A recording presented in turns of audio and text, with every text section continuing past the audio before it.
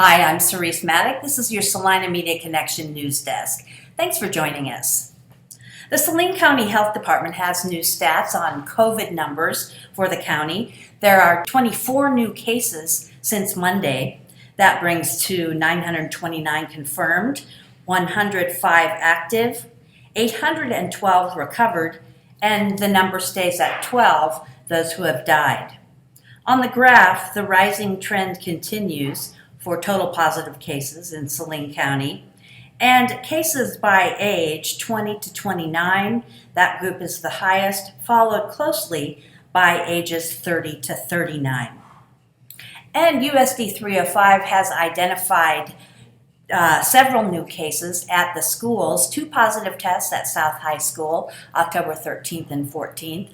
Positive tests also at Central High, Lakewood Middle, 2 at South High School, and another one at Heartland Early Education Center.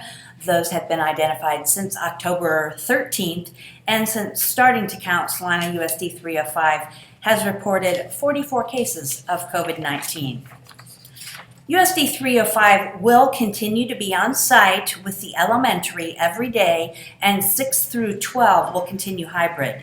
The decision was made on October 13th and based upon the prior 2-week period ending on October 10th. They are basing that on gating criteria that they're working closely with the health department to look at. The district goal continues to be avoiding bringing all students back full time, only then to change to a fully remote environment. Quickly, statewide, the KDHE reports close to 1,300 new cases in the state and 67 new deaths. Those numbers since Monday's report. Saline County Health Department had its community flu shot clinic for adults today. It was a drive-through only system at the 4-H building. Jason Tiller, head of the Saline County Health Department, oversaw the flu shots, which he said are more important than ever this year. All right, so flu shots are given each year as different flu strains can change from year to year to make sure that people are protected for what they predict might be the common flu strains floating around that year. Today, we are doing our annual flu shot clinic to get people vaccinated, give them an opportunity to be able to come out and get their flu shots. Today, as you can see, we had to do it a little bit differently because of COVID. So we are only doing drive-through today. And we do drive-through every year, weather permitting, but this is the primary focus today. And it's been pretty popular, and we stayed busy pretty much all day. And this year particularly important as you have COVID. Some of the symptoms mimic with flu. Correct. Just talk a little bit about that and why the flu shot's so important. All right. So part of what COVID does is a lot of the symptoms mimic flu symptoms, and it can affect your respiratory system or your ability to breathe, especially if you have some sort of underlying condition.